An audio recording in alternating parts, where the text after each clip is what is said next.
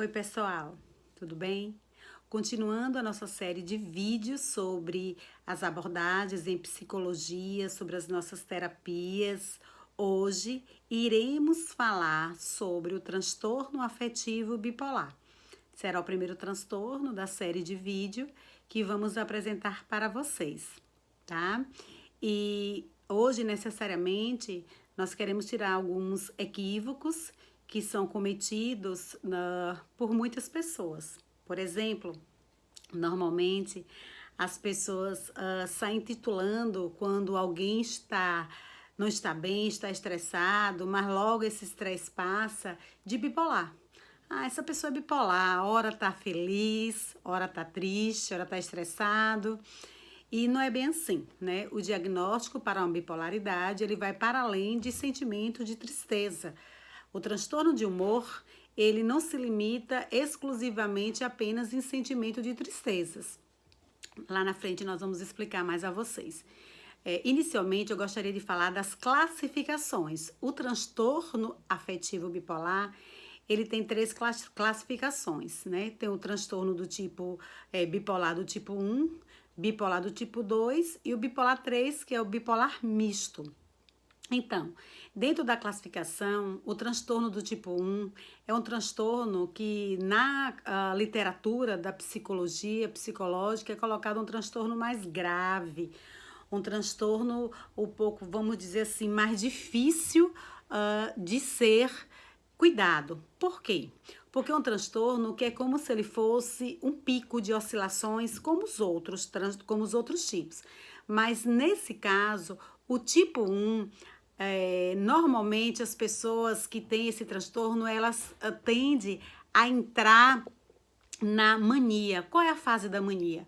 A fase da mania é aquela fase da euforia, onde a pessoa fica muito eufórica.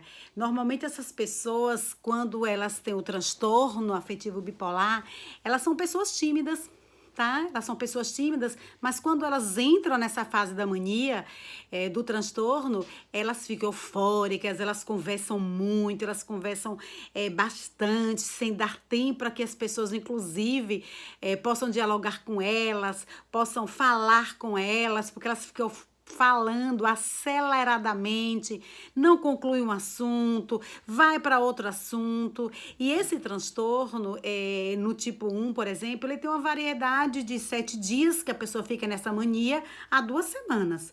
E pode se prolongar por muito mais tempo do que esse que aqui estamos falando.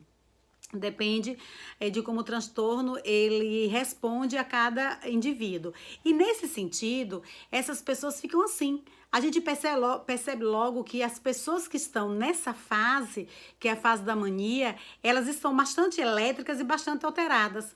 Além da questão da verbalização, da linguagem, né, que fica bastante alterada, acelerada, existem outros aceleramentos na fase da mania. Compulsividade por comer, muitos começam a comer bastante. E a compulsividade, além de comer, de beber, de fazer uso de droga, elas perpassam também essa compulsividade por a questão de comprar. Compram bastante, sai fazendo compra, fazendo inclusive dívidas. Então, temos que ter muito cuidado quando a pessoa que tem um transtorno bipolar do tipo 1 está nessa fase da mania. E aí, passado esse período da fase da mania, ele entra na fase que nós chamamos depressiva, que é a fase da depressão. Aquela fase de euforia que ele estava passando, né? Onde as energias físicas e mentais estavam bastante em um nível bastante acelerados, eles passam agora para um nível de sensibilidade baixo, né? Esse nível físico e mental fica baixo. Então, nesse nível baixo, então, as questões físicas, elas ficam reduzidas, elas ficam lentas, a sensibilidade também, porque na mania, o prazer, a sensibilidade do prazer, ele é muito intensa, as pessoas querem a todo momento viver esses momentos de prazer, prazer por tudo, não só por esses que eu citei, de comer, de comprar, de viajar, né? Prazer, muitos deles no trabalho, eles querem elaborar muitos projetos, e até elaboram, ficam naquela eletricidade, querem trabalhar muito, né? Essas energias físicas no transtorno tipo 1, eles querem gastar, muitos não conseguem dormir, tem perturbação no sono, porque fica tão elétricos que não conseguem dormir. Passam a noite estudando, passam a noite fazendo projetos, elaborando projetos, né? Outros que não estão, talvez, no campo do trabalho, passam a noite, inclusive, vendo vídeos, TV, enfim, mas tem uma baixa no sono. Essas energias, eles estão o tempo todo compondo. E no caso, né, do prazer, também da dor, né, da questão do prazer, a sensibilidade pelo prazer e pela dor. São pessoas que nessa fase elas ficam muito sensíveis à dor, mas dor de todos os tipos, inclusive assim. A família não pode falar nada, que à medida que a família vai falando alguma coisa, vai se sentindo muito sensível, vai percebendo alterações do tipo, vocês não me entendem, não gostam de mim, essa família não é a família que eu tanto desejei, que eu tanto quis, né? Essa família me rejeita, então todos os tipos de dores também emocionais ficam bastante ativas e presentes nessa fase da mania. Aí vem a questão que eu falava, a fase depressiva, que a pessoa vai e modifica todo esse comportamento, né, todo esse humor e fica com o humor bastante rebaixado. Um humor depressivo, aquelas energias de antes ficam diminuídas. É como se a pessoa ficasse com o corpo pesado, como se tivesse chumbo no corpo, então a pessoa não tem vontade de levantar da cama, de sair da cama. A mente também, que é a questão da energia mental, a mente fica mais paralisada, com todos os tipos de pensamentos lentificados, não racionais, né? Pensamentos, inclusive, suicidas, de ideações suicidas, pensamento de morte, vendo o mundo em preto e branco, aí vai entrando a diminuição também da sensibilidade do prazer. Não tem prazer por nada, não tem prazer muito pelas outras coisas. É como se o mundo, que estava todo colorido na fase da mania, passasse agora para uma fase em que ele vê o mundo todo em preto e branco. Nada lhe interessa mais como antes, como na fase da mania. Então ele se recolhe, né? E ele tem várias distorções que nós falamos, né, num vídeo passado. Ele tem várias distorções cognitivas e essas distorções vêm assim de uma forma muito intensa, muito forte. E isso daí compromete muito. É um momento muito arriscado e que em alguns casos, inclusive, as pessoas precisam de internação, né? Internação porque elas, tanto na mania quanto na fase depressiva, elas correm risco, né? Elas podem correr risco de morte, né? De tirar a sua vida.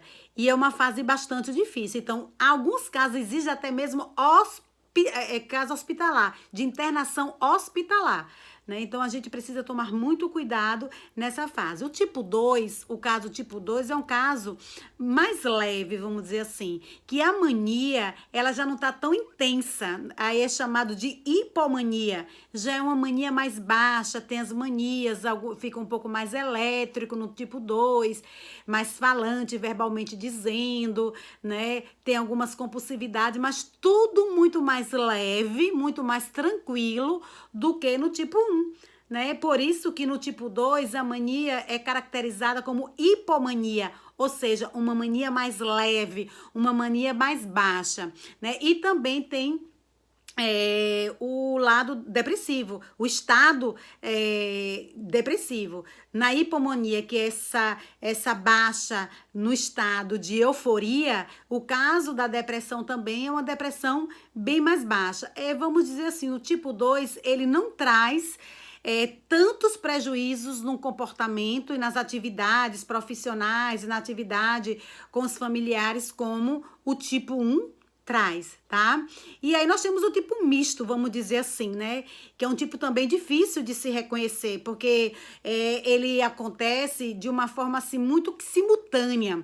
É considerado também como transtorno ciclotímico. O transtorno ciclotímico é o tipo mais ou menos misto. Ele é marcado por oscilações, marcado assim, por oscilações crônicas de humor. Ora a pessoa está na hipomania, o paciente está nos sintomas de hipomania, ora está no da mania, ora está no depressivo, então é um pouco complicado, inclusive médicos, psicólogos, psiquiatras devem estudar muito sobre esse transtorno até para dar o diagnóstico, porque no momento do transtorno misto, E aí ele mostra essa mística, né, de sintomas, essa variedade de sintomas pode correr risco de dar apenas um diagnóstico de depressão. O profissional pode dar apenas um diagnóstico de depressão, quando o diagnóstico ciclotímico, que é dividido nesse momento misto, pode ser de bipolaridade. Então, meus queridos, a gente precisa tomar muito cuidado com isso. Esse diagnóstico, ele é muito confundido com a personalidade de pessoa que evolui muito, como eu disse, com essa depressão, de pessoas que têm duas caras, mas não é só duas caras. Vai para além de ter duas caras. Ah, tem duas caras, essa pessoa é assim porque tem duas caras, não. Aí nós vamos para o tratamento. O tratamento é um tratamento que a pessoa deve fazer contínuo, é um tratamento farmacológico, nós chamamos terapia medicamentosa ou terapia farmacológica, que ela deve acontecer sempre, principalmente nos momentos de crise. Então, assim, a pessoa precisa, né, o indivíduo precisa fazer esse tratamento sempre e nos momentos de crise. Normalmente, há, assim, na literatura, há uma variedade de quando esse transtorno começa a se manifestar. Tem algumas pessoas que falam de uma idade mais precoce, que é a partir da adolescência, a partir dos 15 anos. Em outras literaturas médicas, fala que é antes dos 25 anos, né? Não necessariamente dá uma idade, que os primeiros sintomas do transtorno aparecem, geralmente é antes dos 25 anos.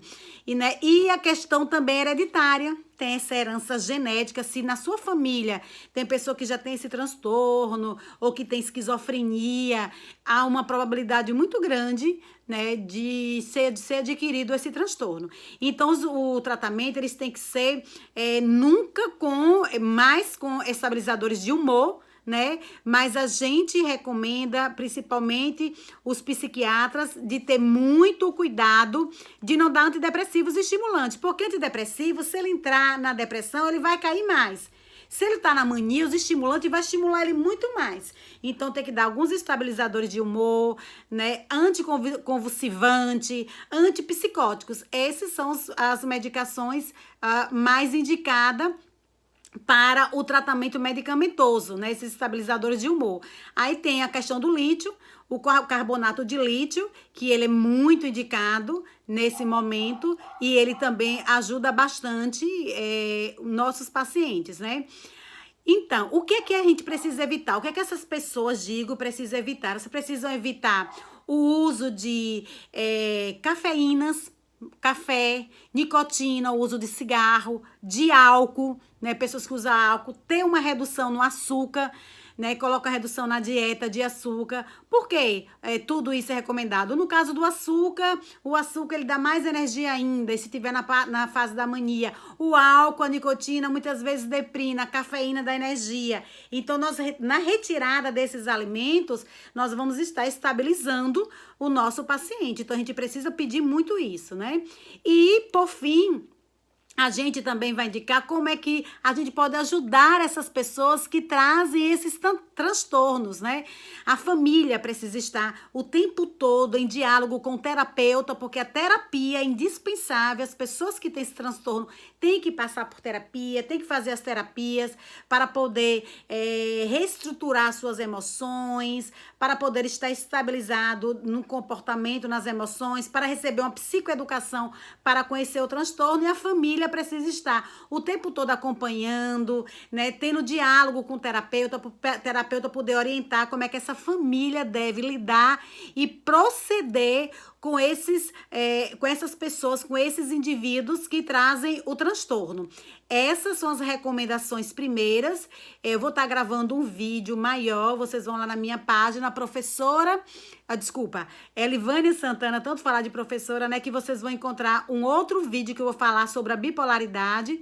Nós estamos aqui no programa, e no programa nós temos um tempo mais limitante, né, por conta das outras programações, mas lá no meu canal nós vamos falar mais sobre o transtorno afetivo bipolar e sobre essa questão tanto da terapia medicamentosa como outros, tá? Então, eu vou estar lá esperando vocês no meu canal, que eu vou gravar um outro vídeo para que vocês possam ter uma clareza ainda maior sobre esse diagnóstico, sobre o tratamento, sobre as classificações e como a família deve lidar com essas questões de mania, hipomania, com as questões depressivas do tratamento, tá? Muito obrigada, um abraço para todos, um abraço, Zé Socorro, por essa oportunidade mais uma vez, um abraço aos nossos ouvintes e todos aqueles que estão procurando cada vez mais melhorar a sua saúde mental, ter uma qualidade de vida, e é por isso que aqui estamos.